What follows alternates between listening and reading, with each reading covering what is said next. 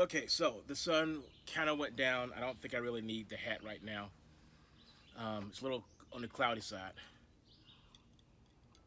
I'm gonna make this a very short video. It's about Sketchbook Inc, and for the most part, it's what I kind of want and expect, and what I kind of know right now. I don't know a lot. I do know that on the Mac OS, they have updated the application. When they updated the application, um, the price that appears is 19.99 US dollars. That's not a bad price. So I know these guys need to make money. I'm totally fine with these guys making money. From what I hear, if you've already purchased Sketchbook, you might be fine with just keeping what you have and it'll just get updated. I think what they really want to do is they want to get new people. There's always going to be new people joining, buying new iPads, always going to be new users coming in, and I'm hoping the prices are going to be decent. Autodesk had Sketchbook at $5, which is not a bad deal. I think that's how much I paid for it. At the same time, Procreate is $5. Again, that's not a bad deal. And Procreate actually has the advantage. They have the largest piece of the pie when it comes to users on the iOS system. That's what I use, and that's what I care about the most. I no longer use Android for anything right now. I don't think I use Android for anything except for that one phone that I use to record. And the beautiful part about me being on iOS is things work in my little microcosm. The cloud stuff works for me. And that's another thing about Sketchbook. Technically, Autodesk owns the cloud. So they're saying go and get your stuff. They're saying that if you want your data, it's still going to be there under Autodesk. I don't know if it's going to stay there. And I don't know if the Sketchbook Inc is going to do their own cloud thing. I don't know. If I were you, and you want to be on the safe side, I go and get my stuff from the cloud and save it on another device. Because I use iOS, I'm going to show you this device here.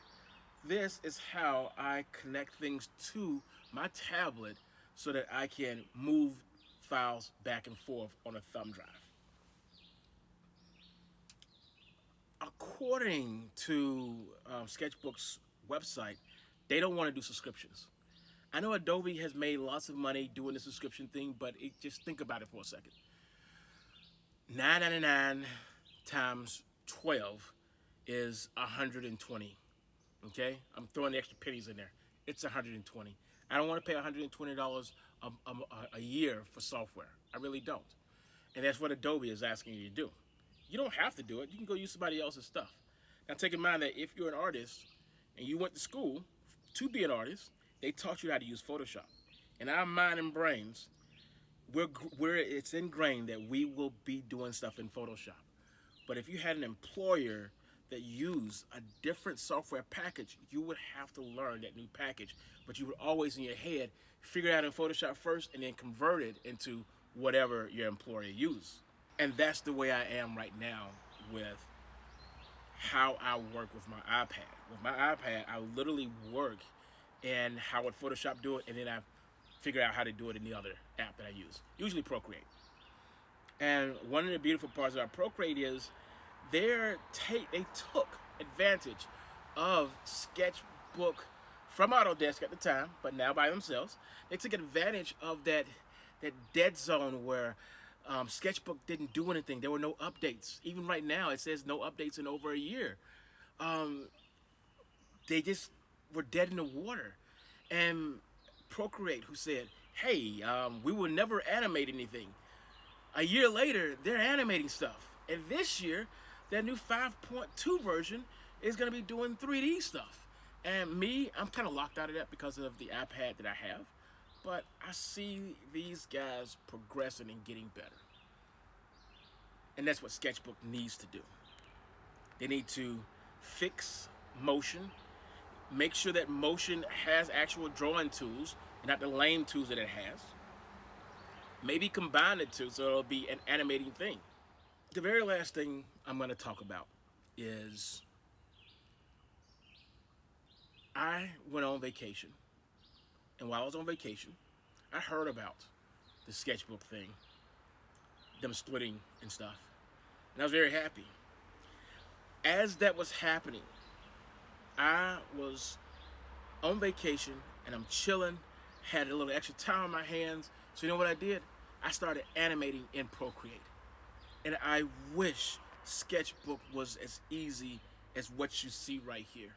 What you see right here is 8 frames, about 30 minutes of manipulation of the original drawing, which is kind of weak, and then maybe another 30 minutes to an hour of me tweaking little bits and pieces of it, trying to enhance it a little bit, and just kept on getting better and better. That's only like 8 or 9 frames or layers. That's all it really is. And that little animation is cute. It bedazzled a couple of people. It was a good experiment. I wish I could have done this in Sketchbook, but the way Sketchbook is set up right now, not possible. Not possible to look even that good, and that doesn't look that good. I made a TikTok on it. Just saying. I wish Sketchbook the best. I hope that they give us some more competition so that, at least on the iOS system, they can compete against Procreate. The two combined, fighting against each other, and plus all the other ones that are out there, can form something that is better for all artists. In other words, they're competing for our money, they're competing for our attention. They will hopefully make products that entice us to spend money on them and entice us to become more creative using their product.